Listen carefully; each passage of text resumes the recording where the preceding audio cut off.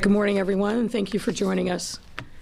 We are here to update the public on the status of our discussions with the Chicago Teachers Union leadership on reopening safe, in-person learning for our students and families.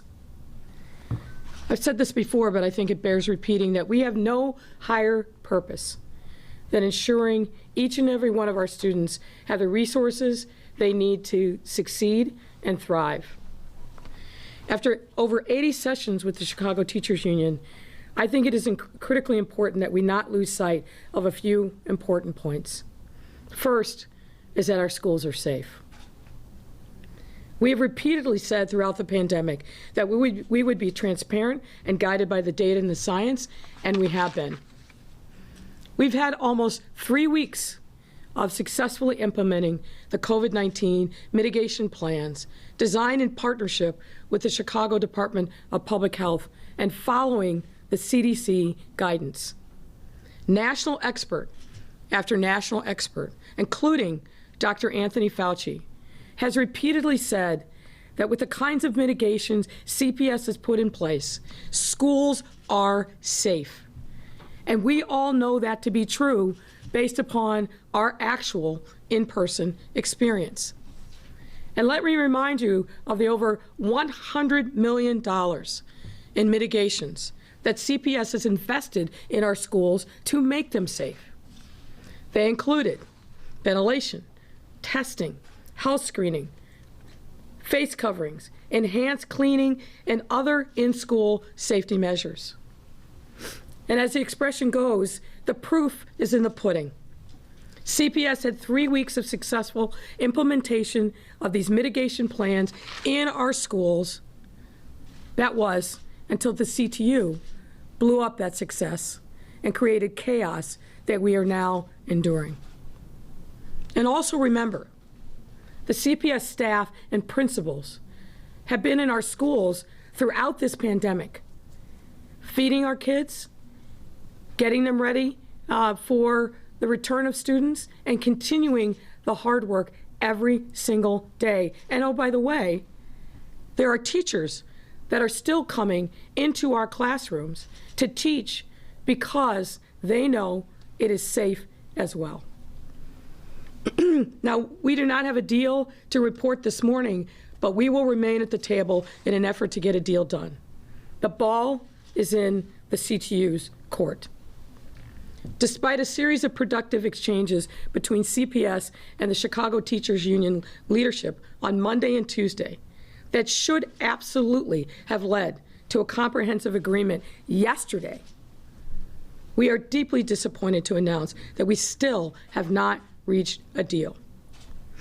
Yesterday, there were a series of steps backward that were simply not productive. And we have conveyed that problem to the CTU leadership in the strongest terms possible. We waited for hours last night, hours, and still did not receive a proposal from the Chicago Teachers Union leadership. And as of this morning, we are still waiting. But to be clear, not patiently, not anymore. After 80+ meetings and going above and beyond to address the CTU leadership's various issues and concerns, we are out of runway. And let me give you a sense of what we have put on the table. We have a comprehensive vaccination plan developed by Dr. Arwady, which is sensitive to the unique demands of our communities. We have provided ADA accommodations for those CTU members who themselves have underlying medical conditions or are the primary caretakers for household members who do. We have offered to accommodate the CTU members who do not fall into one of the two above categories, but do have a household member who has a health risk. We have driven agreements in 5 areas on safety and health protocols, ventilation, testing, contact tracing, and joint safety committees. But still no comprehensive agreement. We are still waiting on the CTU. How is there time to orchestrate press conferences and letters, but not a focus on getting a deal done? Let me just add that We are here today talking about these issues in the midst of a backdrop of a citywide positivity rate of just 5%.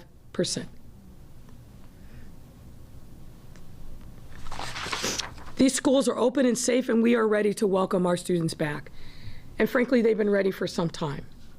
All we need now is the CTU leadership to get serious and meet us at the finish line. This week is finals week for our high school students. In support of them and to avoid any further disruption, we extended our cooling off period through the end of the day today, as Friday is a previously set non-attendance day. We've extended ourselves beyond measure out of empathy for our teachers in this very difficult time. And we will continue discussions to address the remaining issues as quickly as possible in our further effort to avoid a catastrophic disruption to our school system. But let me emphasize again that time is running out. We need our kids back in school. We need our parents to have that option. It should not be that CPS parents of all the schools in our city are the only ones who don't have the options for in-person learning. It cannot be so that a public school system denies parents that right. And let me emphasize again, while remote learning works for some, it absolutely doesn't work for everyone, not by a long shot.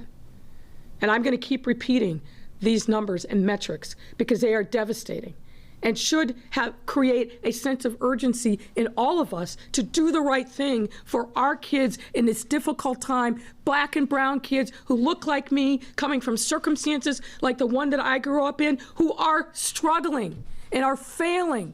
We are failing those children by not giving them the option to return to school. Failing grades, depression, isolation, and so much more. That is why we must get a deal done and get it done now without further delay. So let's do it. CTU, let's do it today. Let's get a deal done. Enough is enough. We have everything, more than, to make that happen today. And we simply can't afford to wait any longer because our children cannot afford to wait any longer. All of us are hearing from parents and students all over Chicago who feel like they are being held hostage and that their interests are being disregarded and drowned out. And I fully understand their frustration. If we step back for a minute and think about where we have traveled. Every resident of the city has been carrying a heavy burden over the past 11 months. Despite the once-in-a-lifetime series of challenges we have all experienced, we have been incredibly resilient as a city. And we do have light at the end of this very dark tunnel. But it is important for our city's recovery to safely reopen our schools so that our students and families, particularly our most vulnerable, for whom remote learning is not working, have the real options that they deserve to get the education that they deserve, to allow our parents to return to work. I want to express our deep thanks to the CPS families and their patience during this incredibly difficult and frustrating time. To those who have expressed concern, I want you to know that we see you and we hear you, and we are working as hard as we possibly can to get a deal done because we know that's in your best interest. This has been frustrating, and I'm asking you to hang on just a little bit longer and be patient. But my patience for delays from the CTU leadership is over. I know that parents out there are juggling a lot of different responsibilities, that it's really hard to manage remote learning. It's just hard to manage, period, in this difficult time. A lot of uncertainty and instability, and we get that. What I'd ask you to do is to focus on the truth. We are going to be transparent, as we have been from day one, and particularly during this pandemic. We are going to give you the facts. We're not going to fearmonger. We're not going to spin you. We're not going to fill your inboxes with propaganda. We're going to be straightforward and tell you like it is, because that's what you deserve and that's what you expect from me. We will get through this, I am confident, and we will be on the other side of this. But we need to get this deal done and get it done today without further delay. I've expressed that to President Sharkey in very direct terms. I expect to hear from them. No more delay. We spent hours and hours. I've heard from parents, why did you not let us know last night sooner? Because we were waiting on the CTU. And on the off chance that we had the ability to actually get a breakthrough, we wanted to be able to share that news. But we waited and waited and waited and waited. Time's up. Let's get a deal done. Dr. Jackson. Thank you, Mayor, and good morning, everyone.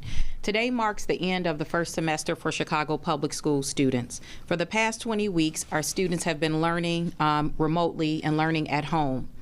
It goes without saying that this is the most unusual and challenging start of the school year in all of our lifetimes. And we want to make sure that our students, those families that want an in-person option, have some sense of normalcy in return to in-person instruction, as it is our duty to offer them that choice.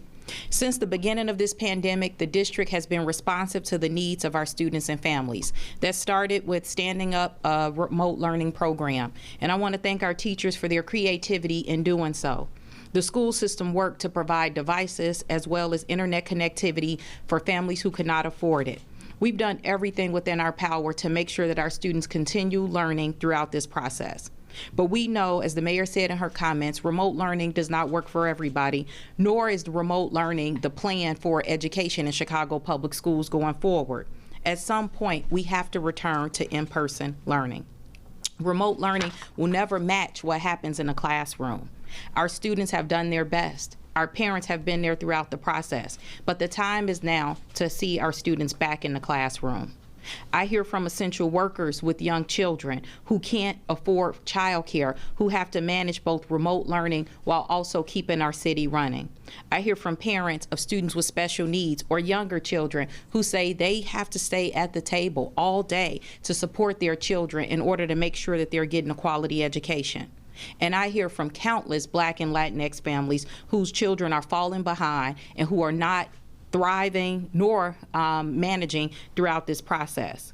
And again, this is personal to me. As I stated before, my daughter was supposed to return to school with 70,000 other students on Monday. We're now 4 days into this week at the end of the semester, as I pointed out earlier, and the time has run out. We must reach a deal for the sake and sanity of our students, parents, teachers, and the hardworking employees in Chicago Public Schools Central Office, all of whom have been working extremely hard to make sure that this plan works. As the mayor said in her remarks, and we've been saying throughout this, the science is clear. We've said from the beginning we're going to follow the science. And it bothers me that we continue to see people disregarding what the scientists such as Dr. Fauci, Dr. Arwady are saying, and even as early as yesterday, the head of the CDC. It is clear that we can do this with the proper mitigation strategies in place. The district has invested over $100 million to ensure the health and safety of our students and families. There is a mountain of data and studies that show with the proper protocols in place, schools are safe places to be. At this point, finding a public health expert who opposes in-person learning will be like finding a scientist that doesn't believe in climate change. We have to move past this debate of whether or not schools should be reopened and focus our energy, time, and resources on doing that safely. Our parents want to know what's going on, whether they have chosen in-person or remote. And to the mayor's point, we need to get a deal done today. At this time, I think it's important that we all act in the best interest of our students and families, as well as the educators, all of whom are in limbo and waiting for a decision and a resolution to this issue. At this time, I'll now ask my colleague, Dr. Arwady, to come to the podium to give a brief update on some of our vaccination efforts.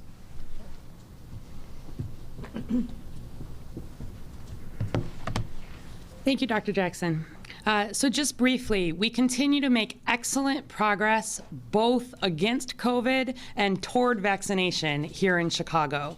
We currently, as you heard the mayor say, are at a 5.4% positivity here in the city of Chicago. We are averaging just 539 new cases each day.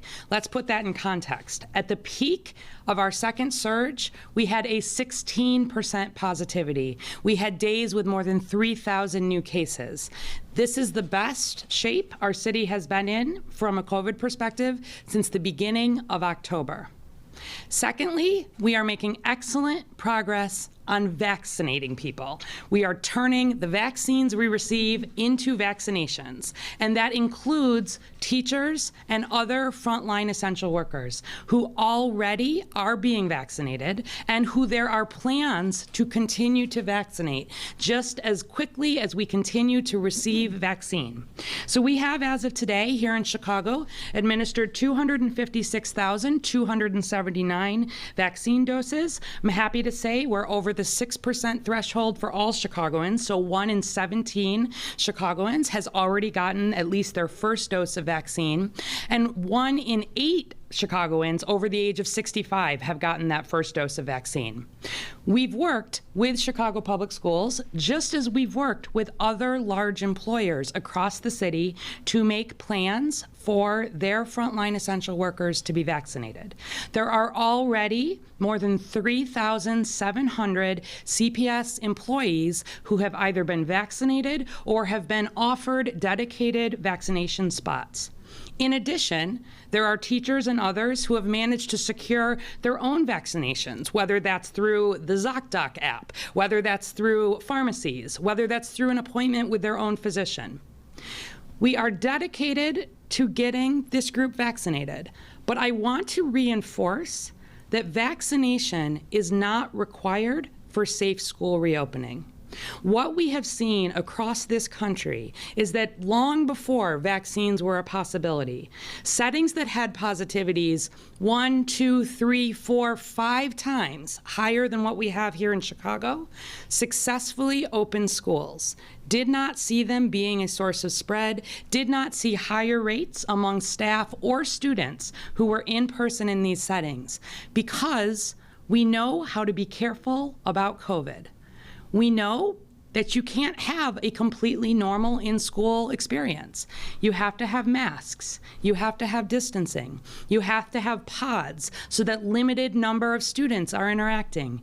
You have to pay extra attention to cleaning and disinfection, and all of this, as a reminder, has been in place at schools across Chicago throughout the fall. And before that, this summer, in place across other settings where children gather, daycares, camps, other educational settings.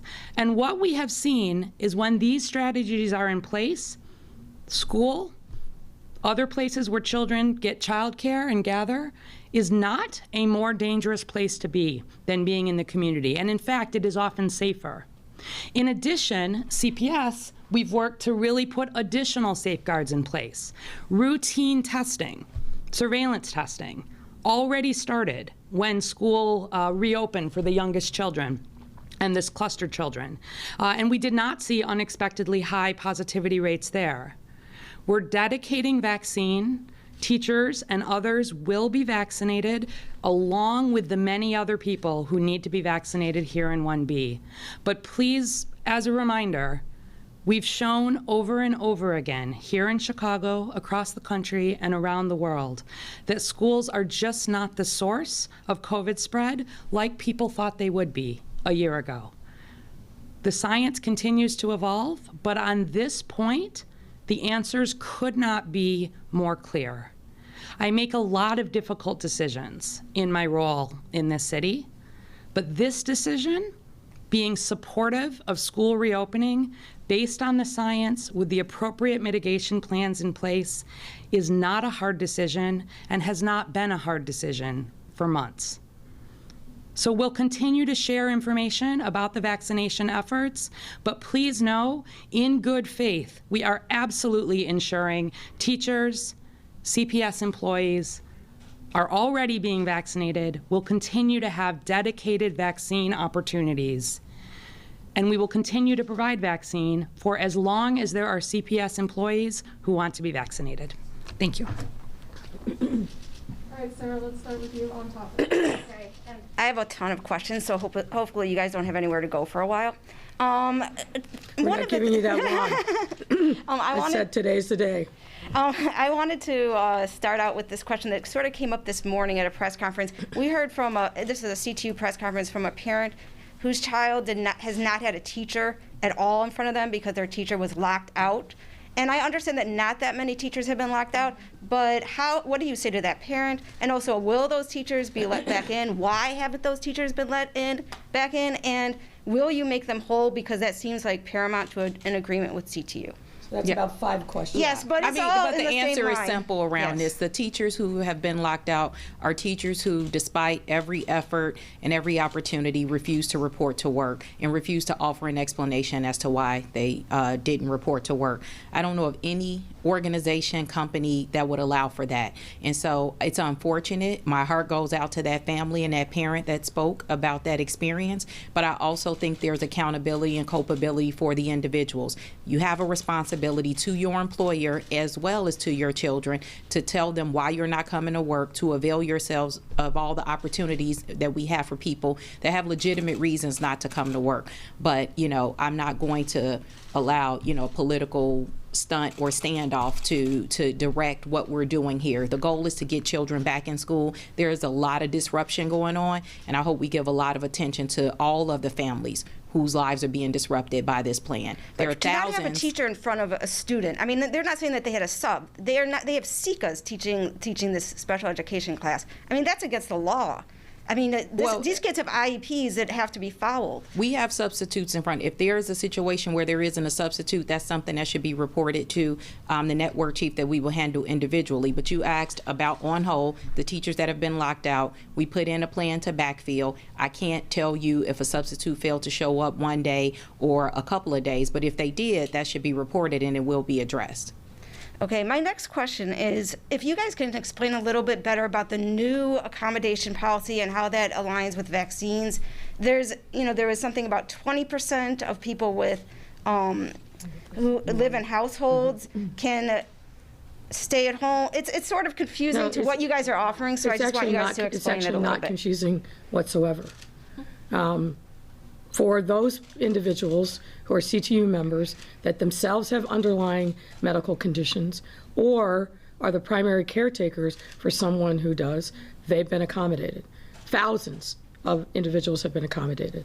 CTU has asked for more, particularly for those individuals who don't fall into Category 1 or Category 2, but have someone in their household that has an underlying medical condition. We absolutely understand the concerns there. We have put a plan on the table for accommodations and for vaccines for that category, which is about 2,000. That's been on the table for days. So and these we are, need, so just to clarify, that's 2,000 that are the ones that are like live in households, but they aren't primary caregivers and they don't have medical conditions? That's correct. So those are, and so those are the only people, and it's 20% of them. How do you choose which 20% of them So are in that category? That you're going off on Okay. in another direction. It's very straightforward. So just all of them hold on. are- Let me okay. just. It's very straightforward. Let me just answer. For those 2,000, we have offered a very specific plan, including getting dedicated vaccine resources for them so that they can get vaccinated quickly and address the issues in the household. We're offering, obviously we have no idea, neither does the CTU, as to whether or not that category of 2,000 will actually take up the vaccine, but that proposal has been on the table now for days. And we are still waiting to get a definitive answer from the CTU. You guys said after one dose, they either can come back or take in. So I'm not going to get into that level. I'm not going to bargain with you here at the table, Sarah. I'm really not. That's not Well, I just wanted appropriated. some of the I'm trying to thinking behind that. I understand, but let me just finish. I know you're not normally here, and so we are not in a cadence together yet. But I'm not going to bargain here. I'm giving you a broad strokes of what the proposal is. We put the proposal on the table. Of course, there are nuances, but it's pretty straightforward. And we need an answer from the CTU. Can you talk to me a little bit about the timeline that you guys now see in returning kids to school, and whether you now are thinking about grade bands and how soon that would sort of kick in? Because that seems like a big disagreement between you guys, the two sides. We have literally bent over backwards to try to be as accommodating as they can and address a number of the concerns that the CTU has raised, even as the goalpost moves and moves and moves and moves. And today is a day where we need a definitive answer on all of the outstanding issues. Timeline issue. What is your thoughts now about when students I'm just going to ask. be back in I'm just going to school? ask, just as a courtesy, Yes. for you to let me finish, and then we can absolutely. We're here to answer questions, but it's a little hard when you're ready to move on when I haven't finished actually answering a question. Is that fair? Sure. Okay. Ask your next question. I want to ask again about the timeline. When do you guys expect for kindergarten through third grade, fourth grade through sixth grade to be back in school? So obviously it's not February 1st. So We expect them to be back in school as quickly as possible, and we've made that really, really clear. As I said, we're out of runway. We're right here at the finish line, and we need CTU to join us and go over the threshold, hopefully together, hopefully with a comprehensive deal. Okay, one of my colleagues asked that in the month of January, Chicago Public Schools' online case tracking system shows 163 cases of staff COVID-19 cases and 15 among students. Should those be numbers understood as minimal spread, as schools were only open with a fraction of students during this time? And how does that square with your understanding of schools being safe? Dr. Arty will address your question. So the question is not whether we ever see COVID cases in school settings. The question is whether we see the spread of COVID in school settings. And so just as we have been doing for every case that we've seen in school settings, daycare, schools that have been open, camps, athletic teams, there's a dedicated pediatric team at the Chicago Department of Public Health that works to do an investigation and to understand, what is the risk factor? Is there concern for spread in any given setting? And with CPS, we work with their contact tracing team that works within the school. We also look at risk factors outside the school. And we've posted, and I would refer you, every week we do post the number of pediatric cases, for example, that we see in school or camp or daycare settings. In comparison to the number of pediatric cases we see across the city, it is very small. It's like less than 5% of the pediatric cases that we see are in any kind of school type setting. Similarly, when we look at staff, we have not seen rates of staff or adults that are in school settings that are at all above the rate that you would expect to see based on the rate in the community. And we did this study, right, looking at the Archdiocese. With CPS not in person, the Archdiocese is our next largest system. It is the largest private school system in the United States, and worked throughout the fall as they were open, looked in detail at all of the cases that, again, we saw cases. The average number of cases that get reported out of a school is 1. Because somebody gets infected, brings it in. And most commonly, where we saw more than 1, it was in siblings, or it was in a parent and a child who may be a teacher and a student. Could count on one hand the number of times that we could not rule out that there may have been a transmission within that school setting with no serious outcomes. So we have not seen outbreaks. We have not seen schools broadly be a concern across the city, across the country, around the world. And that is why you've heard the CDC, Dr. Fauci, increasingly really point that we want schools to be open, because we've shown, we know the negative impacts of schools not being open, and we've shown that with mitigation measures in place, they absolutely can be. So we continue to work, and I just want to make the point that whenever somebody is identified identified with a potential association with a school, we ask those people to participate with contact tracing. If we're reaching out and having a conversation, this is just to make sure we understand what exposures may have been, make sure we're doing the appropriate notifications, quarantine and isolation. That's an important part of keeping schools in any setting, any work setting, safe in Chicago, and we have not seen anything unexpected in those numbers. Sarah, 2 more from you, and then let's let Mary Ann go. Okay, I'll ask this. This might be for Arwady again.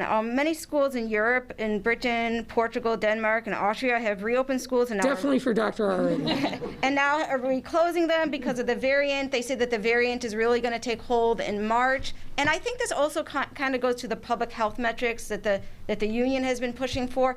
You know, are you worried that come March we'll wind up having to reclose the schools because of the variant will be raging? So, couple points on that. We obviously have surveillance systems in place for variants, and even aside from what's happening at the federal level, here in Chicago, we had invested about $3 million even before these variants had emerged to beef up our ability, working with academic partners, to do more of that specialized testing. And I also want to be clear that these variants are of concern, but if people do the mitigation things that we already know work, the masking, the social distancing, they do continue to have protection against these variants. And so the variants, to me, are a measure of making sure that we double down, that we don't let up just because our numbers are looking a lot better. We don't start having gatherings outside of school. The Super Bowl's coming this weekend. I want people to remain cautious, not be taking unnecessary risks with COVID. We are in the best possible position right now as the variant is starting to emerge because our cases are coming down and have been coming down consistently. One of the reasons we are pushing vaccine into our hardest hit communities and locations in Chicago, why we can't just dedicate all of the vaccine to schools, is because we have to make sure the vaccine gets in the places that decreases the risk and the spread in Chicago, because every time we see spread in Chicago, that is an opportunity for a variant also to spread. And so the variant conversation for me is not about sort of the opening or closing schools. We have seen that with the mitigation, and even they've done additional work with ventilation, there's been a lot of work in these settings. I do not have concern at this point related to the variant and making it unable for us to have schools reopen. I do have concern about making sure we're driving vaccine into the places in Chicago that are most driving our outbreak, so that we're all the best protected as possible as these variants likely may emerge. Okay, then my final question is going to be about how likely do you think that there will be a deal? I know you want one. Everybody wants one, but how likely? If not, what is what can you really do? Because we've seen that you do not want to strike. I don't think the union wants to strike. What can happen here? Well, what I'm really focused on and what I've made very clear is we need to get a deal done today. Today. What if it doesn't get done? I'm not going to speculate. We need to get it done today. There's no reason why we shouldn't have gotten it done yesterday or Tuesday or Monday. But today is the day. My patience is up. I understand what the concerns are. We have been bending over backwards. I have been personally involved in trying to craft solutions, and partly why we've had the movement that we've made today, this week. But we can't keep taking steps back. We can't wait hours and hours and hours and have no response other than we're working on it. That's not good enough anymore. It's simply not good enough anymore. If we were in December, maybe even in January, but now in February, it's not good enough. No more excuses. Let's get it done and get it done today. That's the only thing I am focused on today. Okay, go ahead, Mary Ann. This is probably for Dr. Jackson. School administrators have sent me some questions as well, and they're concerned about some of the equipment that has been purchased, particularly what's called an air purifier. They say it's not a HEPA filter, and that HEPA filters are the best. I know so much money has been spent, but can you guarantee to them that the equipment that they've received is really the proper equipment needed during this crisis? Yeah, yesterday, I believe yesterday or 2 days ago, we posted a video to talk about about ventilation in our buildings at large, as well as these additional measures. So the HEPA filters, air purifiers, which we've said throughout the process, are all extra steps above and beyond what we've done to ensure proper ventilation in our classrooms. I also want to remind people that we committed, and we've published every single classroom in the district, and committed to not having class in any classroom that doesn't have the proper air filtration happening in the schools. So that's point number one. If there are concerns with devices, they can report that directly to their facilities manager as well as the network chief. I have not been made aware of those, but it's something that I'm happy to follow up on. I also want to note that in addition to the things that we've talked about at length at different press conferences, we've also purchased for each individual school that the engineer will have is a device to test the air quality. So any teacher or person that's in the classroom or a space that they don't feel confident in the air quality, the engineers will have devices. Those have started to get delivered to schools. Will have devices to test the air quality and show people in real time what's going on in those classrooms. We had been asking for a while how many did show up at that first wave, and it turns out that from what CPS has sent to us today, there's only 31 teachers who did not show up of the possible 1,700. And the point you're making is? Well, I think it's clear. Let's be clear. 31 didn't show up and did not give a reason for not showing up. There were some people who were expected to show that maybe failed the health screener or had traveled, so they needed that time to quarantine per the guidance, or individuals that had other reasons not to report to work.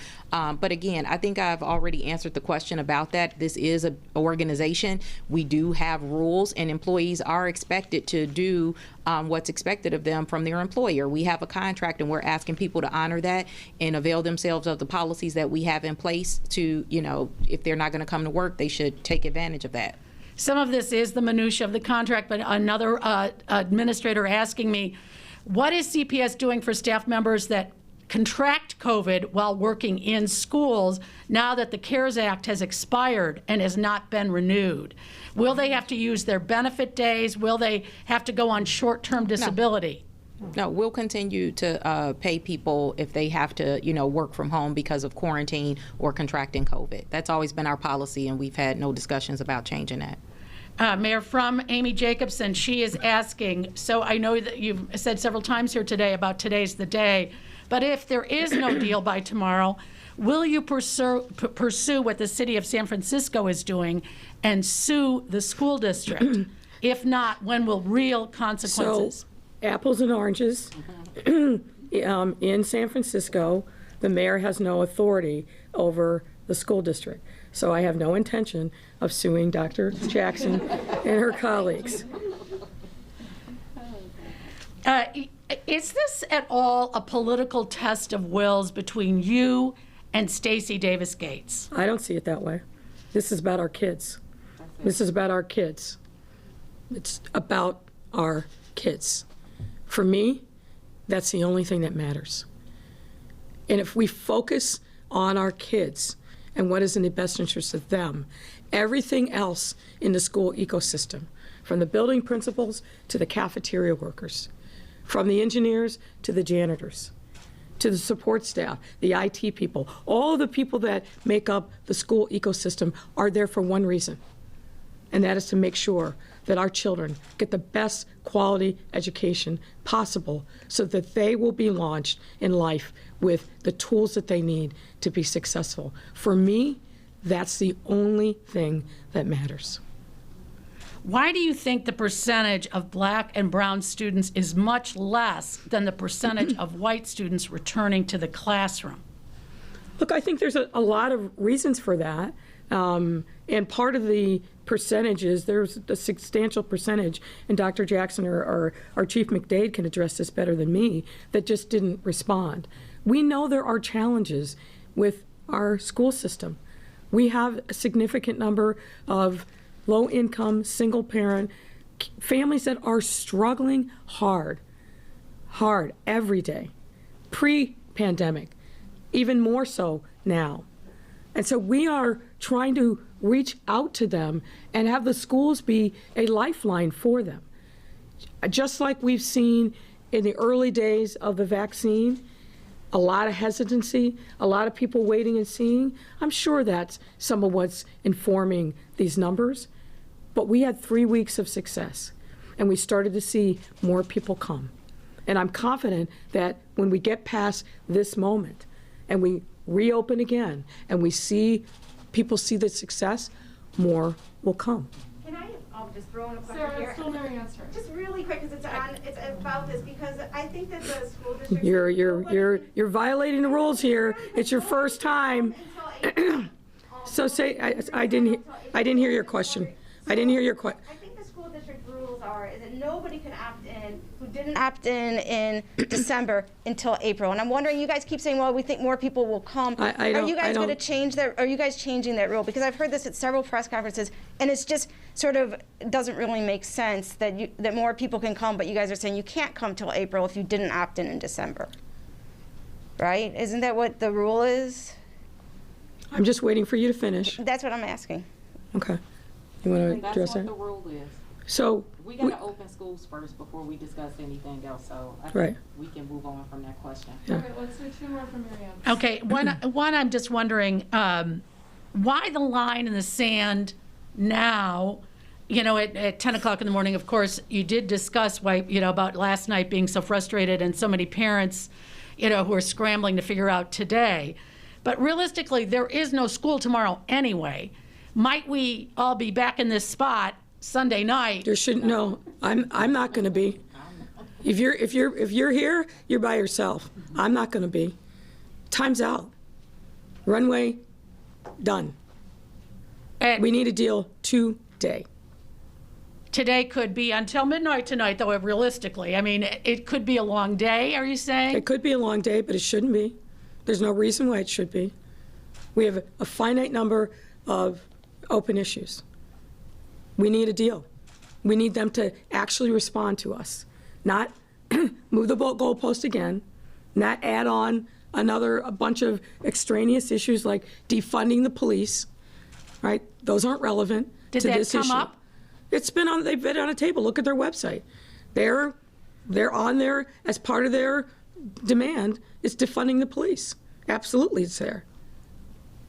All right, Mary Ann. Just one, and this is an off topic, about the new floor leader at the city council. Alderman Villegas, I'm mispronouncing his name. Villegas. Thank you. He says your style has made it difficult. Is there a revolving door with your administration? No. Alderman Villegas and I think, have aligned on a number of issues. He came to me in good faith and said that he wanted to focus on other issues. The style point is this: I don't buy votes. I never have. I never will. And people aren't used to that. But I've been very clear about that. I do not buy votes. We manage every vote to 26. If I wanted to run up votes, I could buy votes. I could offer the taxpayers money to buy votes. I don't buy votes. That's a different thing for folks, and they're still getting used to it. I'm very confident in the new team that we have. Michelle Harris is a beloved and respected, and George Cardenas is a real warrior. Smart, sophisticated, both of them. Very well liked and respected by their colleagues, and I'm enthusiastic. We've already done some great things together just this week since the formal announcement, but started working even before that. So I'm excited about the new team and the possibilities that it brings. But yeah, I'm different in every single way than any other mayor that's ever been here before. That's not a surprise. And so people are still, almost 2 years later, getting used to that. But I say what I mean, and I mean what I say. And I try to walk the walk every single day with my values. And we are pushing people out of their comfort zone. There's no question about that. And many people don't like it. Sorry. I got a mandate to get things done. I got a mandate to shake up and change the status quo. And that's precisely what I've done every single day. And some folks are comfortable with that, some are not. But as I said, I don't buy votes. I'm not here for a popularity contest with the city council. Of course, we want to work with our colleagues. We want to work with them and talk with them and see what their concerns and interests are, and we're doing that. We're doing that. A lot of the back and forth through the budget process last fall, I think, really underscored that. We heard from them. They came to the table in earnest with a number of different suggestions, but at the end of the day, I wear the jacket, and I got to move the city forward. And that's precisely what I will continue to do. All right, thank you, everybody.